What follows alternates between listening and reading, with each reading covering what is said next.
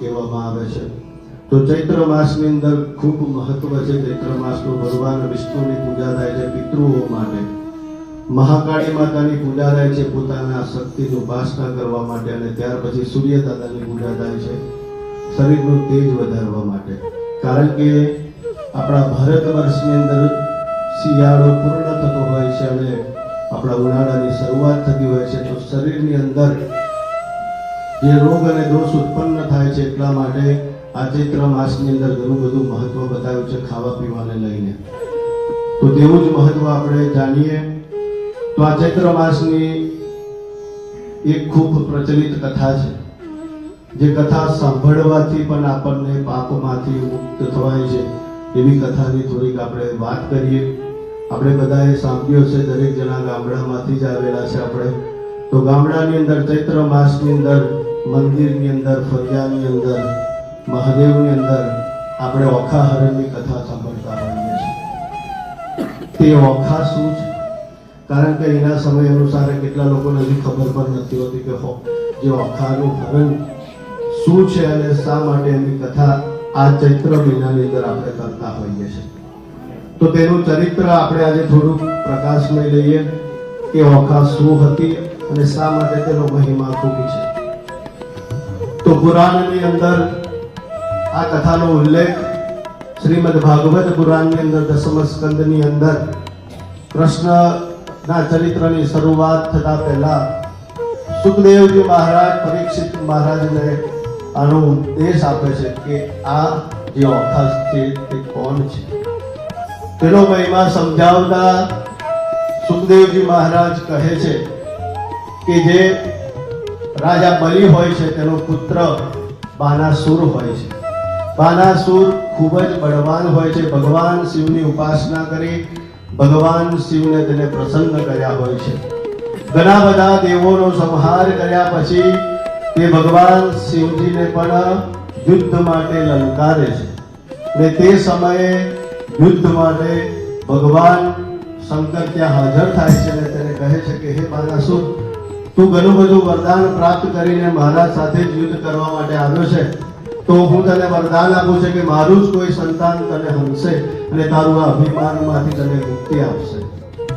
એ આ કથા ભગવાન શંકર એ બાનાસુરને કહે છે।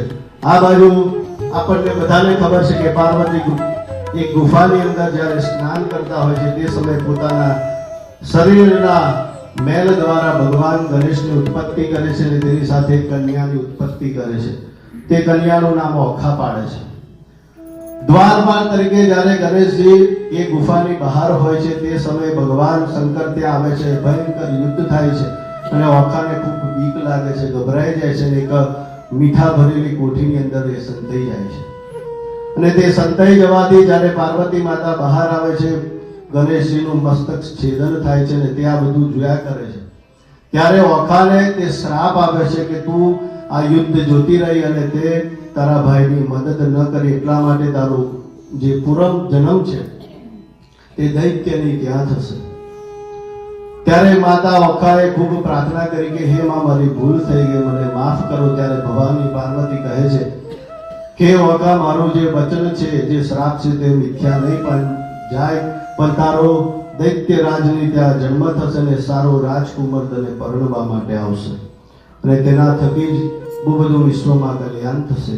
તેવા આશીર્વાદ આપી અને ઓખાને મીઠાની અંદર પૂરીને તેને ભસ્મ કરી દે છે। આ બાજુ દૈત્યરાજ બાનાસુરને ત્યાં દીકરીનો જન્મ થાય છે। એ જ ઓખાનું પૂર્ણ જન્મ હતું ને જ્યારે એનો જન્મ થયો ત્યારે આકાશવાણી થઈ કે હે બાનાસુર, તારો અભિમાનને નષ્ટ કરવા માટે આ જે દીકરી જન્મી છે તેનો જે લગ્ન કરશે, જે પતિ હશે તે તારા અભિમાનનો નાશ કરશે અને તારો નાશ કરશે। એવી આકાશવાણી થતા એ જે બાનાસુર હોય છે વિચાર કરવા લાગ્યો કે જો કદાચ આજ મારો મૃત્યુનું કારણ છે તો તે દીકરીને રાજવી ઠાઠ સાથે એક મહેલની અંદર પૂરી દે છે અને ત્યાં એને મોટી કરે છે। તેની એક સખી હોય છે, તેનું નામ ચિત્રલેખા હોય છે। ચિત્રલેખા અને બંને જણા મોટા થાય છે। યુવાનીનો સમય આવી ગયો હોય છે। તે સમયે સ્વપ્નની અંદર ઓખાને સુંદર રાજકુમાર દેખાય છે બીજે દિવસ સવારે તે ચિત્રલેખાને તે રાજકુમારનું ચિત્ર બનાવવા માટે કહે છે. ચિત્ર બનાવી અને આબેહૂબ જે સ્વપ્નની અંદર જે રાજકુમાર દેખાયો હોય છે તેની પ્રકૃતિ તે બનાવે છે. તપાસ કરતા ચિત્રલેખાને ખબર પડે છે કે તો શ્રી કૃષ્ણનો પ્રપુત્ર આપણે અનિરુદ્ધ મહારાજ છે. તો તે ઓખાના કહેવાથી ચિત્રલેખા અનિરુદ્ધને લેવા માટે જાય છે અને તેનું ખાટલા સાથે પલંગ સાથે હરણ કરીને તેને લઈ આવે છે અને તેના લગ્ન કરે છે. બાનાસુરને તે વાતની જાણ થાય છે. બાનાસુર અને અનિરુદ્ધ વચ્ચે ખૂબ જ યુદ્ધ થાય છે અને તે બાનાસુર અનિરુદ્ધને બંદી બનાવી દે છે. આ બાજુ કૃષ્ણને દ્વારિકામાં ખબર પડે છે કે મારા પ્રપુત્રનું આ રીતે કેદમાં પૂરવામાં આવ્યું છે. તે યુદ્ધ માટે સેના લઈને તૈયાર થાય છે. બાનાસુરની આજ્ઞા થવાથી શિવજી પણ બાનાસુરના પક્ષમાં યુદ્ધ કરે છે અને યુદ્ધ થવાથી કૃષ્ણ અને શિવજીનું યુદ્ધ ચાલે છે. સમય અનુસારે એ યુદ્ધની પૂર્ણાહુતિ થતી નથી અને બંને જણ વચ્ચે સમાધાન થાય છે. બાનાસુરનું જે ઘમંડ હોય છે તે ચતુર થઈ જાય છે અને ખૂબ શાંતિથી ઓખા અનિરુદ્ધ સાથે પોતાનો સંસાર માણે છે. ત્યાં ચૈત્ર માસની ઓખા હરણની કથા છે.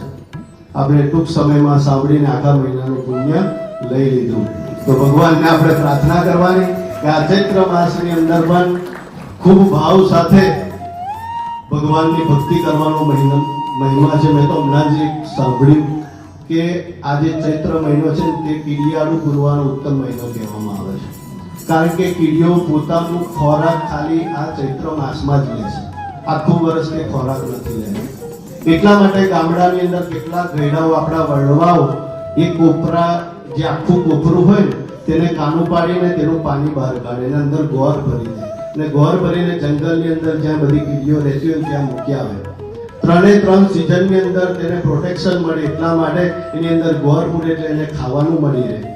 ચોમાસું હોય ખૂબ વરસાદ હોય તો તે કોપરાના કાચલાની અંદર તે ભરાઈ રહે અને આખું વર્ષ તેમાંથી એક ખોરાક લયા કરે. એટલા માટે કીડિયારું પૂરવાનું, બ્રાહ્મણોની સેવા કરવી, ગાયોની સેવા કરવી અને મધુમાસ કહેવામાં આવે છે. અને તેવા જ મધુમાસની અંદર ભગવાન રામચંદ્ર હનુમાનજી મહારાજનો પણ જન્મ થયો. ભક્તિના આરાધ્ય દેવ એવા હનુમાનજી દાદાનું પણ પ્રાગટ્ય દિવસ શનિવારે આપણા મંદિરમાં હનુમાન ચાલીસા, ભક્તિ અને શક્તિની ઉપાસના. આ વર્ષનો યોગ એવો હતો હનુમાન જયંતિનો કે જે જ્યારે ભગવાનનું પ્રાગટ્ય થયું હનુમાનજીનું તે સમયે જે તિથિ વાર કરણ યોગ અને નક્ષત્ર હતું એ તિથિ વાર યોગ અને કરણ નક્ષત્ર આ મંગળવારે હતું. કેટલા વર્ષો પછી આવો યોગ મળ્યો હતો આપણને. તેવા હનુમાનજી દાદાની પણ આપણા પરિવાર પર કૃપા થાય એટલા માટે દરેક જણા હનુમાન ચાલીસામાં પણ ભાગ લેજો અને મંદિરની જે પણ આપણી ગતિવિધિ છે તેની અંદર પણ તમે સહાય કરજો. એવા ભાવ સાથે સૌને જય જલારામ, જય શ્રી કૃષ્ણ. જય જલારામ.